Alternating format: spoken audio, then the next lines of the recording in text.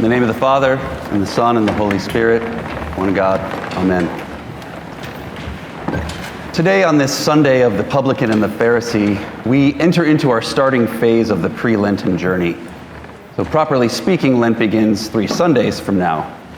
But today on our church calendar, we begin looking toward the spiritual qualities of Lent.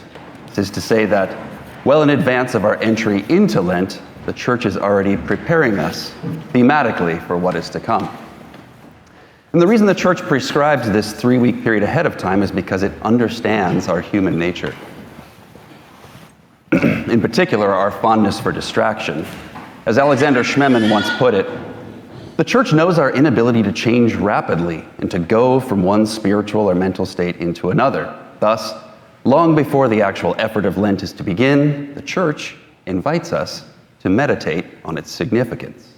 So before we can practice Lent, we are given its meaning. So the gospel lesson we heard just a few moments ago offers a rather jarring introduction to this thematic meaning prescribed for us today. And it feels a little jarring to us because we only hear verses 10 through 14 in the parable. The church has intentionally left us without verse 9, which is in fact the opening line in the parable. Now, I'm not going to read this introductory verse aloud because, as Father John Behr states, this verse gives the game away. It would already incline us to side with one rather than the other. Instead, we are simply presented with 2 characters, and we are asked to identify with one or the other of these characters. This reflection from Father John not only gets to the heart of why verse 9 has been dropped from the reading, but it also suggests something more about the reality of our human nature. We are a people with an inclination to choose sides. And we truly have a difficult time seeing some of the in-between that exists between both ends of a given social dilemma. As Father Anthony noted last week, our dualistic minds must always have an in and an out. And therefore, we don't merely seek to belong, but we seek to belong to the right group, the in group.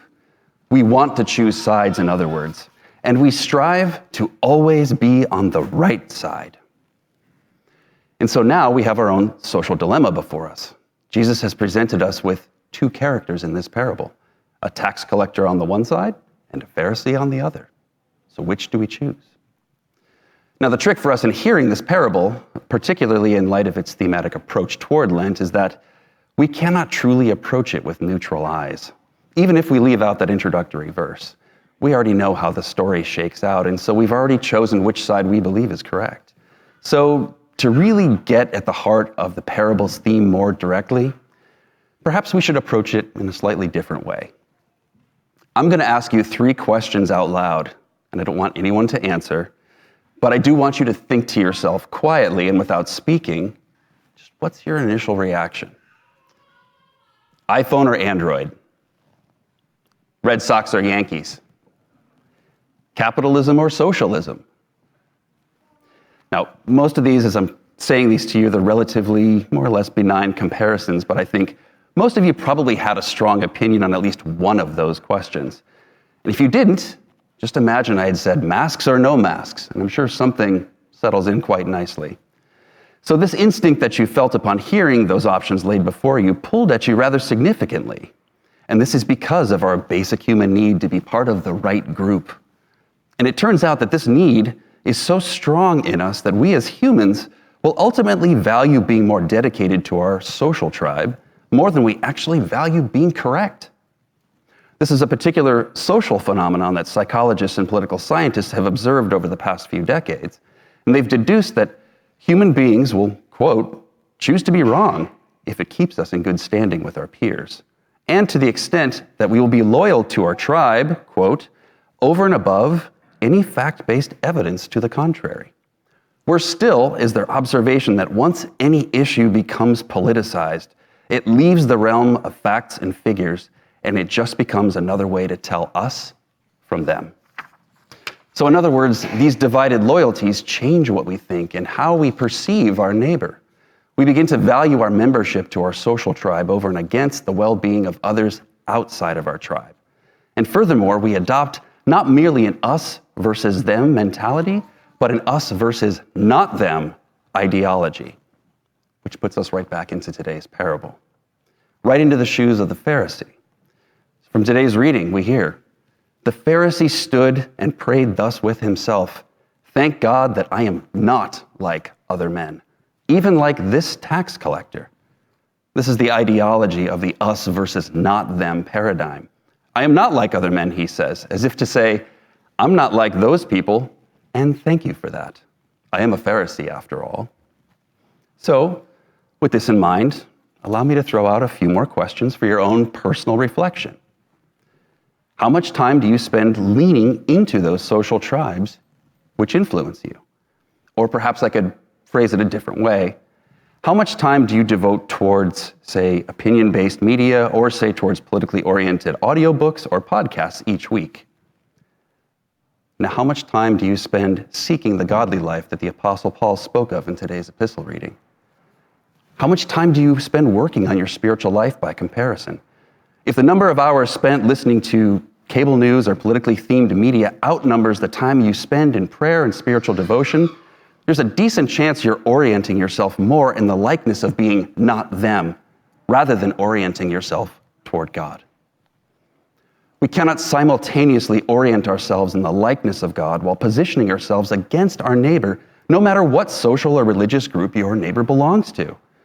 To do so is to remain like the Pharisee in today's parable. If our goal is to continually reinforce our need to be right, we inflate our perceived self-superiority to a level that squeezes out any actual need for God, for we've already worked out all our needs. I am right.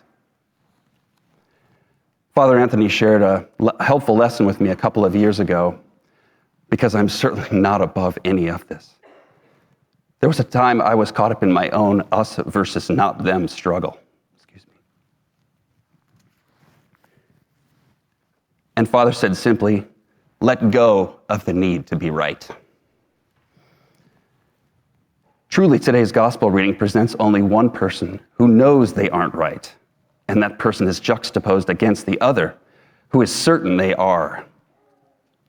Are you a person who is determined to be right, or are you comfortable simply being? So now we come to a better understanding of why the church prescribes us this 3-week period ahead of time, before Lent begins. We must know ourselves. We must learn to find those spaces within us where the ego seeks the satisfaction of being right, over and against the spirit of humility, which is the contentedness in knowing we might actually be wrong.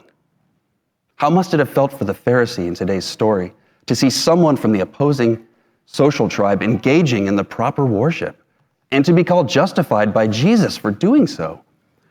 Would any of us have the eyes to see this properly, and to actually admit that the one we've set ourselves against is actually the one who is correct?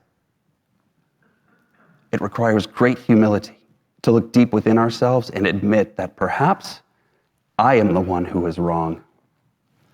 When we recognize this within ourselves, we begin to shift from the disposition of the Pharisee and into the penitence of the publican, who embodies the pre-Lenten theme given for us today, and that is humility. St. Isaac the Syrian states, "He who senses his sins is greater than he who raises the dead with prayer. He who groans for 1 hour with his own soul is greater than he who benefits the whole world. He who is made worthy to see himself is greater than he who is made worthy to see the angels.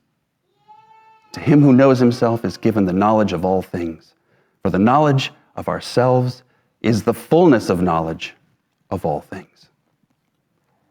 May each of us have the courage to look inward like the publican in today's parable, that we may look upon one another in 3 weeks' time with the spirit of chastity, humility, patience, and love. And may God grant us to see our own faults and not to judge our brothers and sisters. In the name of the Father, and the Son, and the Holy Spirit. Amen.